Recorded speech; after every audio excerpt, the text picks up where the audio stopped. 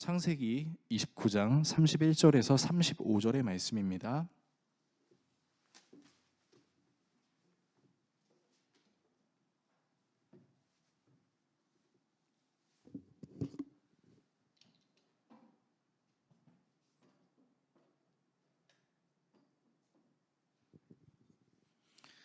구약성경 42페이지 정도에 있는 창세기 29장 31절에서 35절의 말씀을 한 절씩 교독하시고 마지막 절은 같이 읽도록 하겠습니다.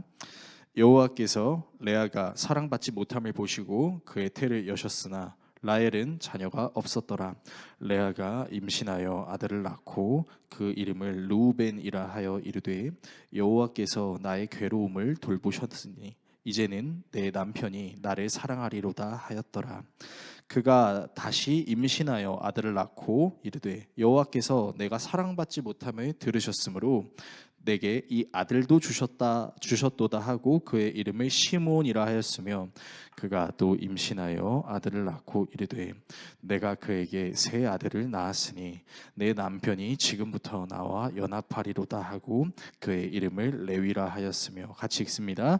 그가 또 임신하여 아들을 낳고 이르되 내가 이제는 여호와를 찬송하리로다 하고 이로 말미암아 그가 그의 이름을 유다라 하였고 그의 출산이 멈추었더라. 아멘. 오늘 여러분과 함께 창세기 강의 40번째 시간, 하나님이시면 충분합니다 라는 주제로 하나님의 말씀 나누도록 하겠습니다. 보통 이제 사랑하는 사람을 얻기 위해서 하는 행동 중에 대부분은 내가 사랑하는 상대방이 원하는 것을 이제 행동하고 보여주는 경우가 있습니다. 그래서 이제 우리 성도님들이 이제 드라마로 보셨을 법한 예를 들면 모래시계라든지 가을 동화에서 사랑하는 여자를 얻기 위해서 이제 남자 주인공들이 이런 말을 하는 경우가 있어요. 이제 최민수 씨가 이제 고현정 씨한테 이렇게 얘기하죠. 저도 봤는데요. 차마 여기서 흉내내는 게 너무 좀 창피한데, 그냥 읽겠습니다. 이렇게 하면 널 가질 수 있을 거라 생각했어 라고 얘기하죠. 또 가을 동화에서는 이제 원빈이라는 배우가 이제 송혜교라는 배우에게 아주 인상을 쓰면서 이렇게 얘기하죠. 얼마면 돼? 얼마면 될까? 네, 죄송합니다. 근데 이제 이런 얘기를 해요. 근데 이 진짜 사랑이라는 감정을 느끼면 우리가 깨닫는 한 가지가 있는데, 그것은 바로 조건이 필요한 것이 아니라 상대방의 모습 그 자체를 받아들이는 것이 진짜 사랑이구나라는 것을 느낍니다. 그래서 정말 상대방을 사랑하게 되면 상대방의 어떤 점이 좋아서라든지 아니면 상대방이 좋아할 만한 어떤 것을 행동해서가 아니라 그냥 상대방의 모든 것이 좋다라고 이야기하는 거죠. 그래서 아마 여기 계신 남자분들은 사랑하는 아내분에게 프로포즈할 때 너라서 좋았어 라고 얘기를 했을 것이고, 우리 앉아 계시는 여자 성도님들도 너라서 좋았어 라는 프로포즈를 받으셨을 거라고 생각하겠습니다. 어쨌든 오늘 본문은요, 이 레아라는 사람이 하나님께 조건을 걸고 하나님을 찾는 모습을 보여주고 있는데요, 이 하나님께 조건을 걸고 하나님을 사랑하는 것처럼 보였던 이 레아의 모습이 어느 순간 조건이라는 것이 사라지고 하나님이라는 존재를 완벽하게 사랑하게 되는, 그야말로 진짜 사랑을 하게 되는 모습을 오늘 본문이 다루고 있습니다. 저는 오늘 본문을 통해서 여러분과 세 가지를 좀 이야기하고 싶은데요, 첫 번째는 조건이 있는 사랑, 두 번째는 조건 없는 사랑, 세 번째는 충분한 사랑입니다. 조건이 있는 사랑, 조건이 없는 사랑, 충분한 사랑, 이 세 가지 내용으로 여러분과 함께 나누고 기도하는 시간을 갖겠습니다. 첫 번째는 조건 있는 사랑입니다. 자, 이제 우리가 지난주에 나눴던 내용이 무엇이었냐면, 야곱이 사랑하는 여자 라헬을 얻기 위해서 외삼촌 라반의 요구인 7년 동안 일해라 라는 것을 지킵니다. 자, 그래서 7년 동안 열심히 일했죠. 그리고 이제 결혼식 잔치가 벌어지는 그때 야곱이 너무 술에 취해서 자기 그 방에 있는 여자가 라헬이 아니라 레아인지도 모른 채 레아와 같이 잠을 자게 되고, 일어나서 눈을 떠보니까 내가 사랑했던 라헬인 줄 알았는데 뭐야? 왜 레아야? 라고 얘기하면서 이제 외삼촌 라반에게 라헬을 주기로 하지 않았습니까? 근데 왜 레아가 지금 제 옆에 누워 있었던 겁니까? 라고 얘기를 하는 거죠. 그리고 라반은 우리 동네 법에 의하면 첫째가 시집 가기 전에는 둘째는 시집 갈 수 없어 라는 말도 안 되는 이야기를 하면서 7년을 더 일하게 만들죠. 그래서 정말로 야곱이 7년을 더 일하겠다고 약속하고 이제 라헬을 취하고 14년을 일을 하게 되죠. 자, 근데 여러분 이때 당시에 레아의 기분이 어땠을지 한번 생각을 해봤으면 좋겠어요. 자, 여러분 같이 잠을 잤습니다. 그리고 일어났는데 고개를 돌리니까 내가 사랑하는 라헬이 있을 줄 알았는데 레아가 있는 거예요. 그러면 좀 센스 있는 남자면 이게 뭐야? 라고 할 게 아니라 조용히 나가서 외삼촌 라반에게 이게 어찌된 일입니까? 라고 따져도 되잖아요. 여러분 레아는 되게 수치스러웠을 것 같습니다. 아니 나도 딱히 네가 좋아서 너랑 결혼하려고 싶었던 건 아닌데 라고 반발을 할 수 있죠. 그런데 어쨌든 아버지 라반의 그 명령을 따라서 야곱이랑 이제 결혼을 하게 됐어요. 그런데 그런 야곱이 되게 무례한 것처럼 보이는 말을 하면요, 여러분 레아는 굉장히 기분이 안 좋았을 겁니다. 그런데 야곱은 거기서 그치는 것이 아니라 성경 본문이 말하는 것이 레아보다 라헬을 더 사랑하였다라고 이야기합니다. 그래서 외삼촌 라반에게 가서 빨리 라헬을 주십시오. 7년 더 일해야 돼. 할게요. 그래서 대놓고 라헬을 너무 사랑하면서 레아는 그닥 사랑하지 않는 야곱의 모습이 오늘 성경 본문에 등장하고 있는 것이죠. 당시 시대 때 여자들에게 시집을 내가 원하는 사람에게 갈 수 있는 권리도 없던 그 시절에 그 정체성을 인정받고 싶어서 내 남편이 된 야곱에게 얼마나 사랑을 받고 싶었겠습니까? 그런데 사랑받고 싶은 그 대상이 나에게 사랑을 주는 것이 아니라 없는 사람 취급을 한다면, 그리고 내가 버젓이 있음에도 불구하고 내가 아니라 다른 여자에게 더 구애하고 그 여자에게 더 잘해주는 모습을 보게 되면요, 여러분 레아의 기분은 이루 말할 수 없을 정도로 괴로웠을 것이 틀림없습니다. 그러면 레아는 정말 얼마나 기분이 괴로웠을까를 좀 생각해 본다면, 먼저 자신을 사기의 도구로 사용했던 아버지 라반이 꼴보기가 싫었을 거예요. 뭐야 이게? 내 정체성은 나도 내가 사랑하는 남자랑 결혼하고 싶은데 이렇게 나를 원하지 않는 사람이랑 내가 결혼해야 돼? 라는 아버지에 대한 원망이 있었을 것이고, 자기보다 더 사랑을 받는다는 이유로 괜히 미워하지 않아도 되는 라헬을 정말 미워했을 겁니다. 그냥 라헬이 아무것도 안 했는데 야곱이 이뻐하고 자기한테는 아무런 관심을 보여주지 않으면 사람의 마음속에요, 괜시리 밉지 않았던 그 대상도 정말 미워 보이게 된다는 거죠. 게다가 내가 결혼하고 싶어서 결혼하지도 않았던 그 남자가 대놓고 나는 너를 사랑하지 않아, 널 사랑하지 않아 라는 그 태도를 보이면요, 여러분 레아는요 오늘날로 말하면 우울증에 걸리기 너무나 적합한 상태였어요. 자, 그런데 오늘 본문은 이렇게 우울증이 걸릴 법하게 굉장히 힘들고 어려웠던 그 레아를 하나님께서 불쌍히 여기셔서 당시 여성이 가장 존중받을 수 있었던 역할, 바로 출산의 문을 열어주십니다. 그리고 바로 이제 임신해서 아이를 낳았는데 아들이 나왔어요. 그런데 이 아들을 얻게 된 레아의 기분, 레아의 상태가 어떤지를 좀 확인해 봤으면 좋겠습니다. 창세기 29장 31절에서 32절인데 화면을 통해서 살펴보도록 하겠습니다. 주님께서는 레아가 남편의 사랑을 받지 못하는 것을 보시고, 자, 주님이 아셨다는 거죠. 레아의 태를 열어주셨다. 라헬은 임신을 하지 못하였으나 레아는 마침내 임신을 하여 아들을 낳았다. 자, 그런데 여기서 레아의 고백을 보세요. 그는 속으로 주님께서 나의 고통을 살피시고 나에게 아들을 주셨구나. 자, 여기까지는 좋아요. 근데 그 다음에 보세요. 이제는 남편도 나를 사랑하겠지 하면서 아기 이름을 루벤이라고 하였다라는 겁니다. 여러분 말씀을 잘 보시면요, 그러니까 레아에게는 믿음이 있었어요. 어떤 믿음이 있었냐? 하나님께서 나를 불쌍하게 여겨주셔서 당시 내가 여성으로서의 정체성을 잘 드러낼 수 있었던 출산의 문을 열어주셨다. 내 동생 라헬은 출산을 할 수 없었지만 나는 출산을 할 수 있었다라고 얘기하는 거예요. 거기에 대한 하나님의 은혜에 감사하면서 뭐라고 얘기해요? 이제야 내가 남편에게 사랑을 받을 수 있겠군. 그렇게 얘기하는 거죠. 그러니까 이게 무슨 상황이냐면, 하나님을 경외하는 것처럼 보이지만 그 하나님을 경외하는 그 믿음이 아니라 사실은 그 하나님을 이용해서 내가 사랑받고 싶은 그 남편에게 다가가는 겁니다. 그러니까 하나님을 온전히 경외하는 것이 아니라 하나님이 주시는 걸로 내가 사랑받고 싶은 우상과도 같던 그 야곱에게 다가간다라는 거예요. 자, 그런데 레아가 첫째 아들을 낳고서 이 마음이 끝나는 것이 아니라 이 마음이 더 극심해집니다. 레아는 남편의 사랑을 더 받고 싶어서 하나님을 이용하는 장면이 더 드러나는데요.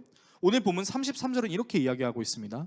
그가 또 임신을 하여 아들을 낳았다. 자, 둘째를 임신했어요. 그는 속으로 주님께서 내가 남편의 사랑을 받지 못하여 하소연하는 소리를 들으시고 이렇게 또 아들을 주셨구나. 자, 보세요. 레아는요, 하나님을 경외하는 마음이 없진 않았습니다. 그러니까 하나님께서 내 기도를 들어주시는구나라는 마음은 있었어요. 근데 어떤 기도예요? 내가 하나님을 더 사랑하는 것이 아니라 하나님의 은혜를 이용하여 내가 사랑받고 싶은 그 남편 야곱에게 사랑받게 해 주시려고 이렇게 아들을 주셨구나라고 하는 거예요. 여러분, 말씀이 이해가 되십니까? 그러니까 이 욕구가요, 하나님을 이용해서 저 사람의 마음을 좀 뺏어보겠어 하는 그 레아의 욕구는 둘째에서 끝나지 않습니다. 셋째도 보겠습니다. 창세기 29장 34절의 말씀인데요. 그가 또 임신하여 아들을 낳았다. 그는 속으로 내가 아들을 셋이나 낳았으니 이제는 남편도 별 수 없이 나에게 단단히 매이겠지. 여러분, 이게 무슨 고백이죠? 내가 첫째를 낳아줬어. 그러나 여전히 그는 나를 사랑하지 않아.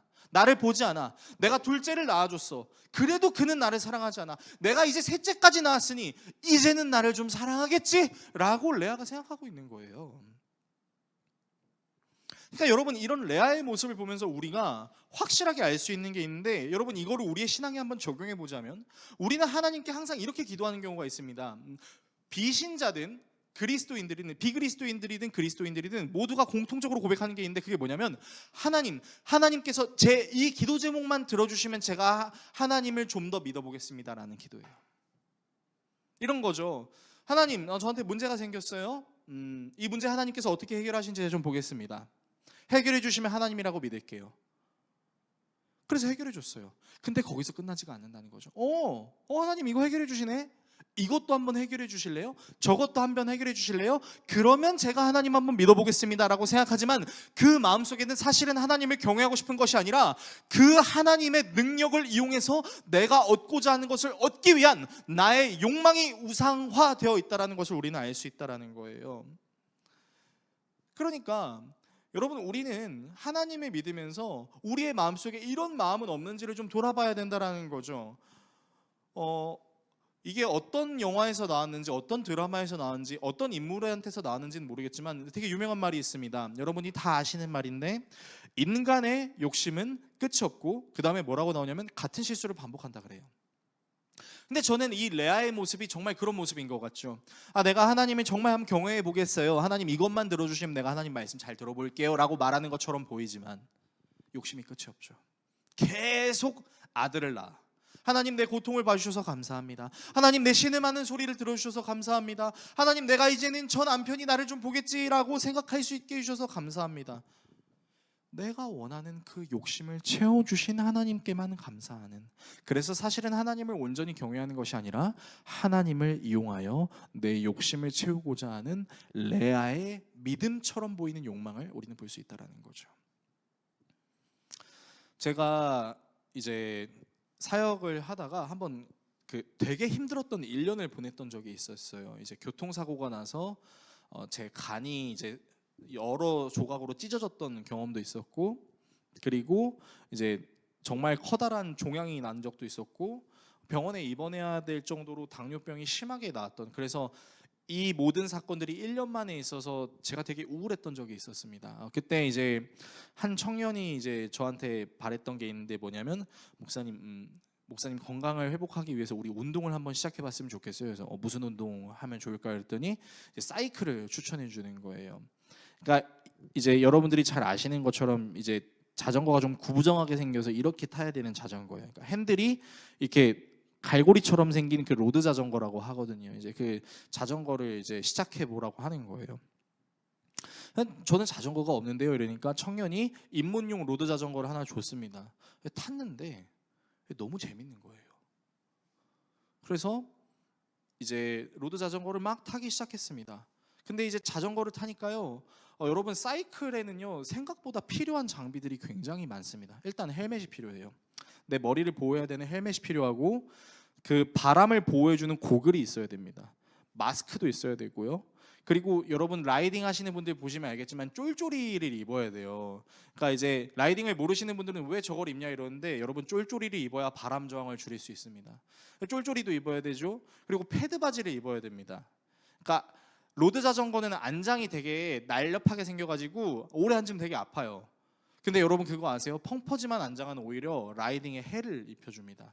과학적으로 그게 증명이 돼서. 그러니까 패드 바지도 있어야 되고 또 클릿 슈즈라는 것도 있어야 돼요. 뭐냐면 신발을 자전거 페달에 결착을 시키는 겁니다. 그래서 페달이랑 자전거가 그 신발이 떨어지지 않는 거예요. 그래야 밟는 힘으로만 하는 것이 아니라 끌어올리는 힘으로도 이제 하는 거죠. 그래서 장비가 하나씩 필요한 거예요. 근데 이제 이 청년도 자전거 덕후여서 여러 장비들은 있었는데 이제 자전거를 좀 타다 보니까 재미가 들어서 이제 장비들을 사고 싶은데, 여러분 장비가 진짜 비쌉니다.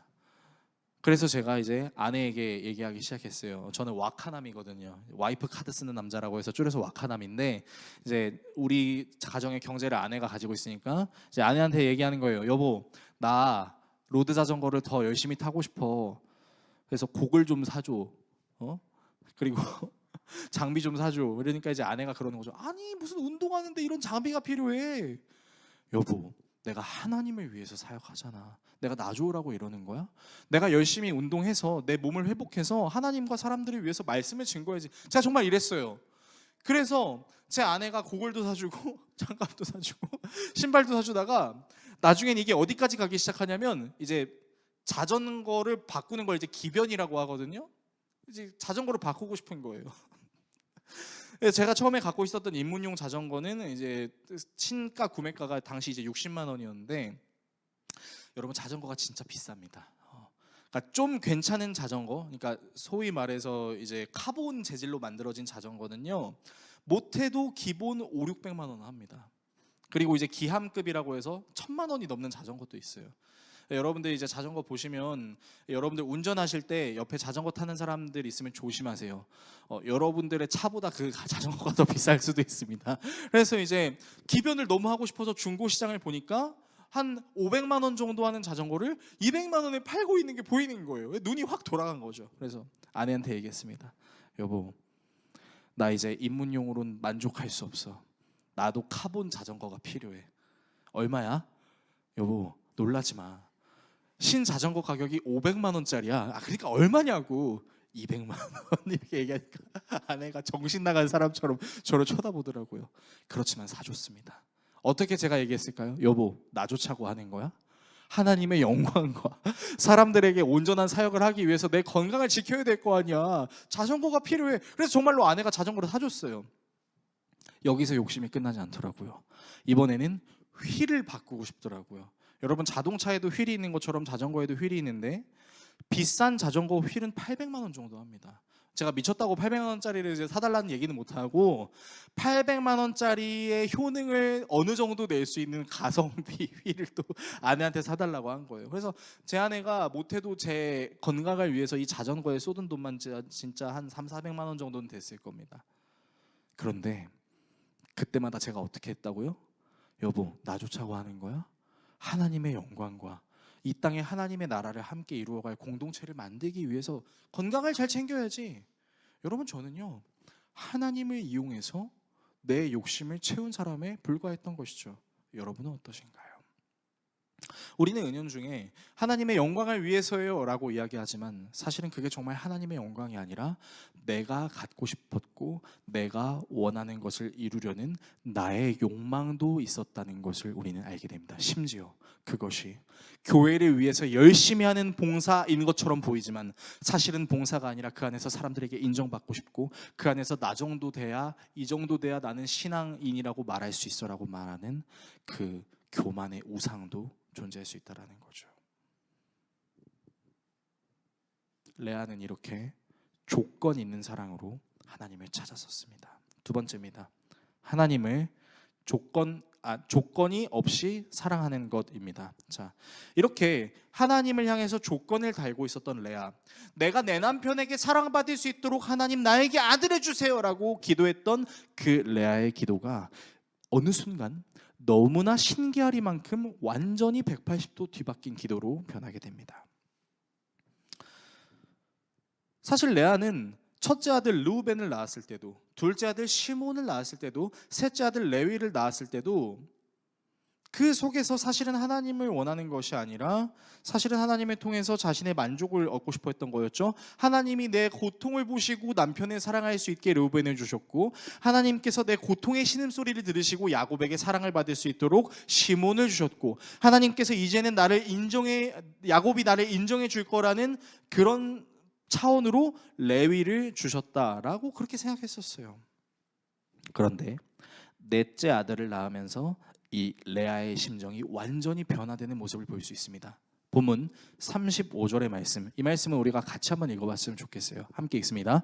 그가 또 임신을 하여 아들을 낳았다.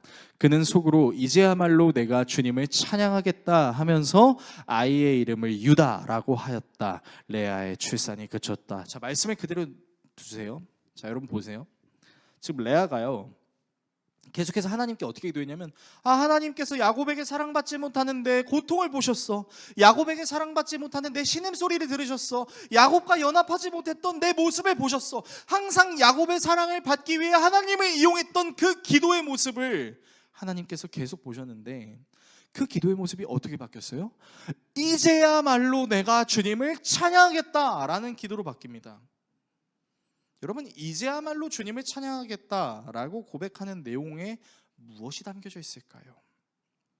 자신의 고통을 보시고 신음을 들으시고 야곱과 연합하게 해주시는 그 과정 속에서 레아가 깨달은 것이 한 가지 있었던 거예요. 그것이 무엇이냐면, 나라는 존재는 하나님의 은혜를 이용해서 야곱에게 사랑을 받아야만 레아로서 존재할 수 있는 것이 아니라, 내가 더 이상 야곱의 사랑을 받지 않는 존재다 하더라도 나는 이미 하나님이라는 존재만으로 인해 나라는 존재는 충분하다라는 새로운 가치를 깨닫게 된 거죠. 여러분, 제가 이렇게 말씀드릴 수 있는 근거가 뭔지 아세요? 이상하게도 레아가 이제야말로 내가 주님을 찬양합니다라는 기도를 한 다음에 무슨 현상이 일어났냐? 레아의 출산이 그쳤어요. 그동안은 출산이라는 어떤 컨텐츠를 통해서, 어떤 도구를 통해서 나는 이 출산이라는 컨텐츠로 야곱에게 사랑을 받지 않으면 나라는 존재를 증명할 수 없어 라고 생각했던 그 레아가 이제는 내가 더 이상 아들을 낳지 않아도, 야곱에게 사랑받지 않아도 하나님이라는 존재 그 자체가 내가 나 되는 것을 증명할 수 있다라고 말하는 거예요. 그런데 제가 말씀드렸잖아요, 설교 서두에. 이때 당시에 여자의 존재 가치는 무엇으로 결정됐냐면 다산이었습니다. 많은 아들을 낳을수록 그 여자는 훌륭한 여자라는 취급을 받던 정말 악독하던 시대였어요.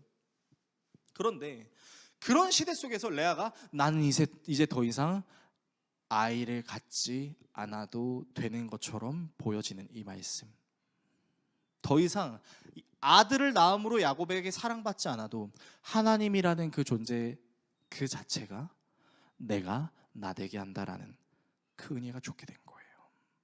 그래서 이제 레아는 하나님께 조건을 거는 것이 아니라, 하나님께서 굳이 내게 무엇을 해주시지 않으시더라도 내가 그럼에도 불구하고 하나님을 사랑할 수 있습니다 라는 믿음의 고백을 하는 거예요. 그래서 넷째 아들 유다의 이름의 뜻이 뭐냐면 찬양입니다. 감사입니다. 더 이상 내가 아들을 낳지 않아도 나는 하나님으로 감사합니다. 하나님으로 찬양합니다. 하나님이면 충분합니다 라고 고백하는 거예요. 우리 더웨이 교회가 이 시온프라자 305호를 예배당으로 쓰고 있고 304호를 이제 새가족실, 성도들의 교제실, 교육실, 그리고 사무실 용도로 쓰고 있습니다. 사실 이 305호는 이제 여기 305호의 주인이랑 3년 계약을 해서 이제 예배당을 한 곳이에요.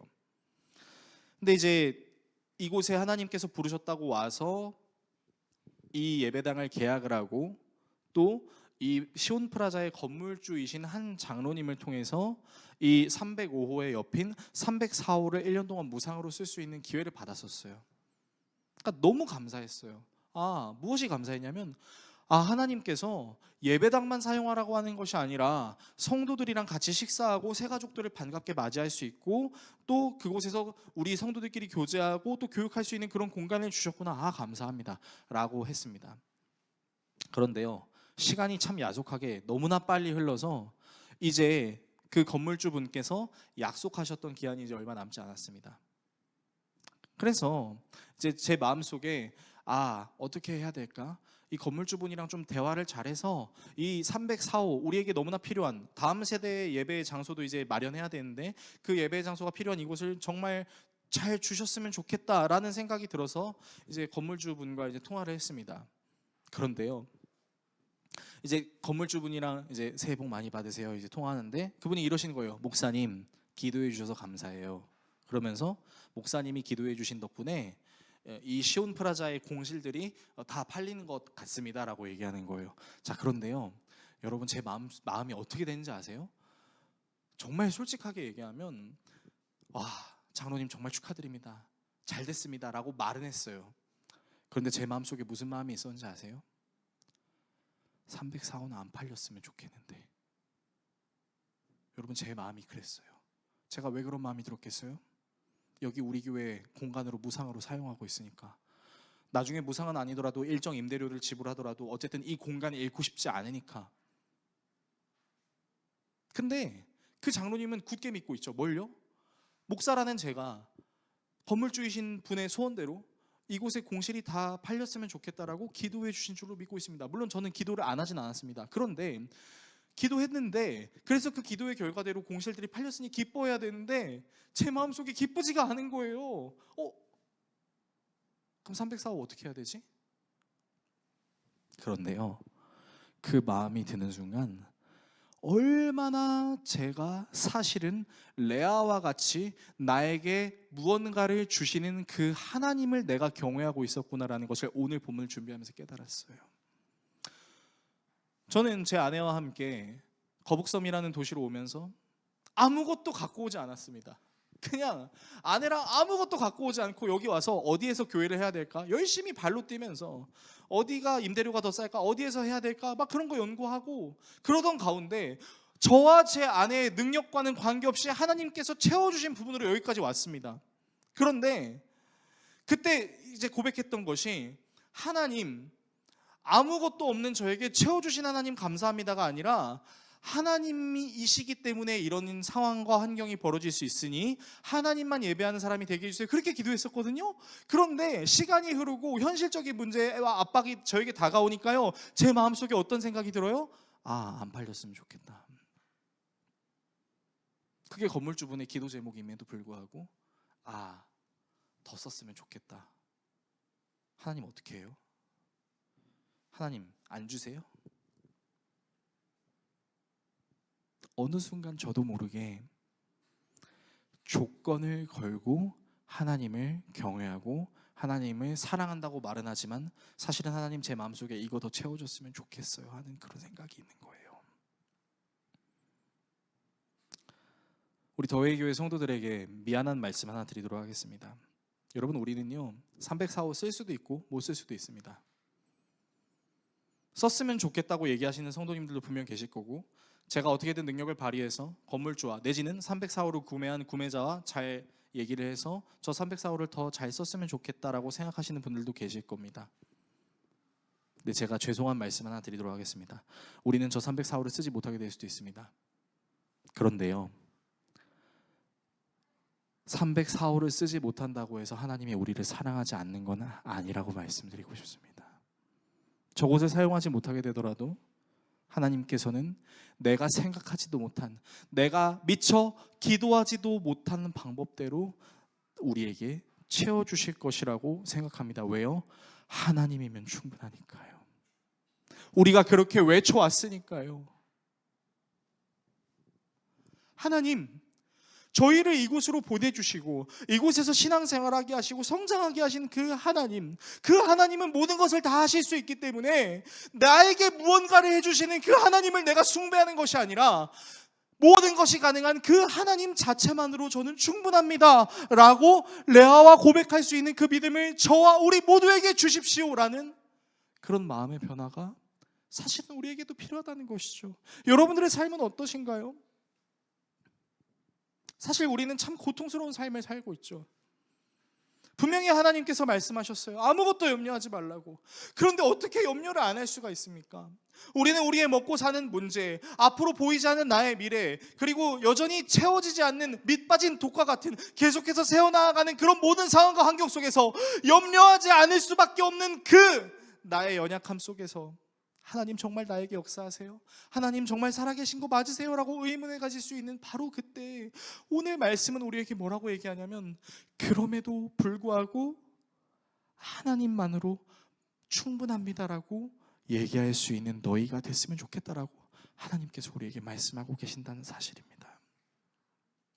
그 하나님의 말씀을 듣고 그 하나님의 말씀에 반응하려고 애쓰는 그때 우리에게 놀라운 한 가지 관계가 형성이 된다면, 그것은 이제는 내가 더 이상 하나님 이거를 해주면 내가 주님을 사랑할게요, 하나님 이거를 해주면 내가 하나님을 더 사랑할게요 라는 그 고백이 아니라 하나님이면 충분합니다 라는 진실한 고백이 나올 수 있게 된다라는 것입니다.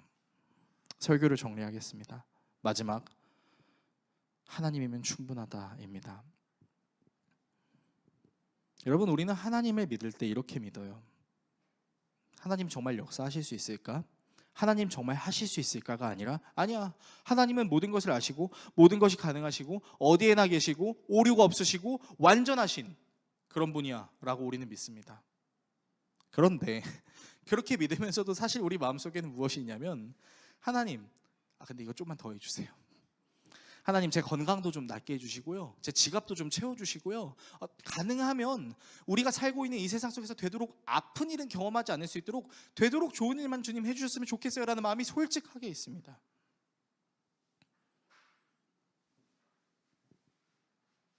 내가 원하는 것을 해주시는 그 하나님의 능력이 필요한 본심이 우리의 마음속에 분명히 존재합니다. 그런데 그 본심을 마치 깨부시듯 하나님의 말씀은 오늘도 우리에게 이렇게 이야기합니다. 사도 바울은 빌립보 교회 성도들에게 편지할 때, 사실 사도 바울은 빌립보 교회 성도들에게 너무 감사해야 됐어요. 왜냐하면 바울이 옥에 갇혀 있을 그때 바울에게 헌금해주고 바울이 먹고 마실 것을 제공해주고 입을 것을 제공해주는 교회가 빌립보 교회였거든요. 그러면 그 빌립보 교회는 넉넉한 교회였냐? 그게 아니었어요. 바울 서신에 등장하는 수많은 교회들 중 이 빌립보 교회라는 교회는 정말 가난한 교회였습니다. 그들 자신의 교회를 운영하기도 너무나 빠듯하고 힘든 그런 교회였어요. 근데 그런 교회에 바울이 권면하는 내용을 보면 참 기가 찹니다. 뭐라고 이제 권면하냐면 빌립보서 4장 11절에서 13절의 말씀이에요. 읽어드리면, 내가 궁핍해서 이렇게 말하는 것이 아닙니다. 나는 어떤 처지에서도 스스로 만족하는 법을 배웠습니다. 나는 비천하게 살 줄도 알고 풍족하게 살 줄도 압니다. 배부르거나 굶주리거나 풍족하거나 궁핍하거나 그 어떤 경우에도 적응할 수 있는 비결을 배웠는데, 나에게 능력을 주시는 분 안에서 나는 모든 것을 할 수 있습니다. 여러분, 이 말씀이 얼마나 잔인한 말씀인 것처럼 보여지는지 아세요?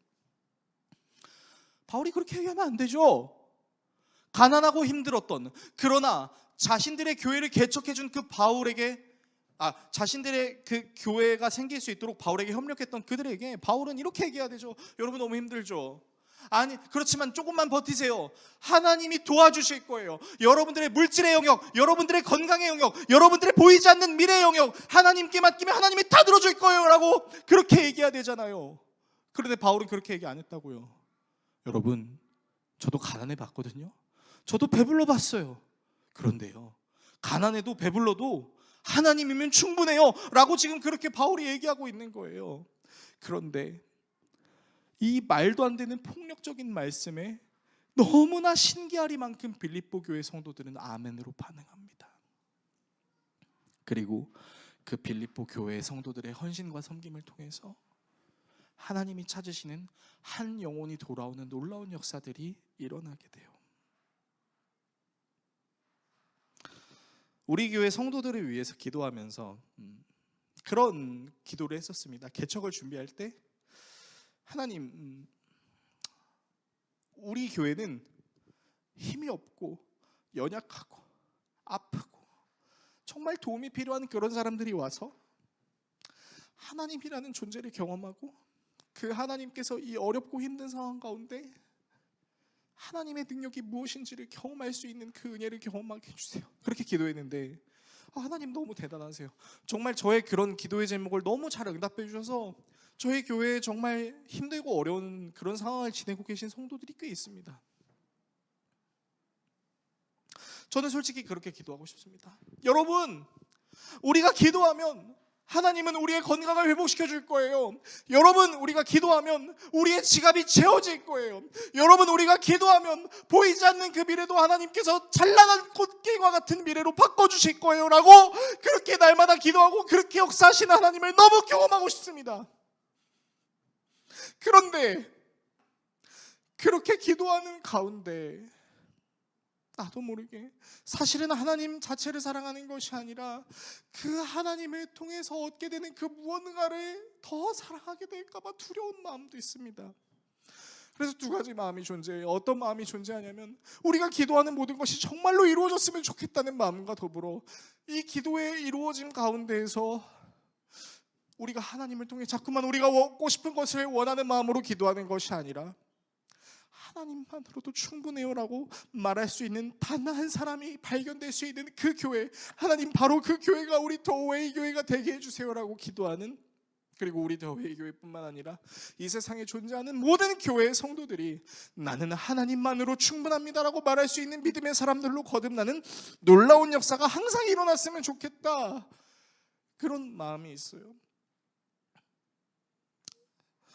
저는 여러분들이 겪을 수 있는 힘듦과 어려움의 문제로 아파하지 말라고 이야기하는 것이 아닙니다. 사실 여러분들 얼마나 수고하면서 살아가세요. 정말 돈 한 푼 더 벌고 싶어서, 사랑하는 내 가족이 배 골지 않게 하고 싶어서 열심히 살고 열심히 하고 야근도 하고 때로는 억울한 일도 그냥 꾹꾹 참아내면서 감당하고 그렇게 힘들고 어려운 상황 가운데도 하나님은 나를 절대 버리시지 않을 거야, 포기하지 않을 거야 라는 믿음으로 살아가고 있다는 걸 너무나 잘 알고 있습니다. 그래서 여러분이 기도하는 모든 것들이 다 이루어졌으면 좋겠습니다 라고 이야기하면서도, 그럼에도 불구하고 우리가 잃지 않을 수 있는 것이 있다면 저는 하나님만으로 충분합니다 라고 간절한 순간적인 진심이 아니라 지속적인 진심으로 그렇게 하나님과 사람 앞에 고백하며 나아갈 수 있는 우리 성도들이 되셨으면 좋겠습니다. 저는 확신합니다. 하나님께 나아서 기도하고 하나님 밖에는 나를 나대게 할 수 있는 존재가 이 세상에 없습니다라고 여러분들이 고백하고 그렇게 살 거라고 믿습니다. 그리고 하나님께서 분명히 여러분들에게 채워주시는 영역들이 반드시 있을 겁니다. 그래서 하나님께서 채워주셔서 그런 하나님께 감사해서 하나님을 예배하는 것이 아니라 때로는 정말 하나님이 나를 버리신 것 같은 느낌이 들어서 진짜 하나님 살아계신 거 맞아? 진짜 하나님 역사하시는 거 맞아? 지금 내가 이렇게 믿음 생활하고 찬양하고 하나님 말씀 듣고 기도하는 이게 맞아? 라는 의문이 들 수 있는 그 순간에도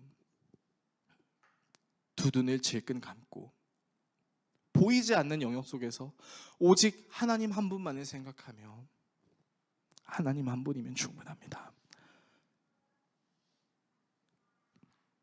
나를 창조하시고 나를 다스리시고 나를 절대 버리지 않으시고 나를 절대 포기하지 않으시는 그 하나님 한 분이면 내가 정말 충분합니다 라고 날마다 여러분들이 좋은 일을 겪든 좋지 않은 일을 겪든 여러분들이 힘들고 어려운 그 상황에 놓여있든 놓여있지 않든 하나님이면 충분합니다 라고 담대하게 멋지게 용기 있게 하나님께 고백함으로 오늘을 살아가시는 저와 여러분 모두가 될 수 있기를 예수 그리스도의 이름으로 축원합니다.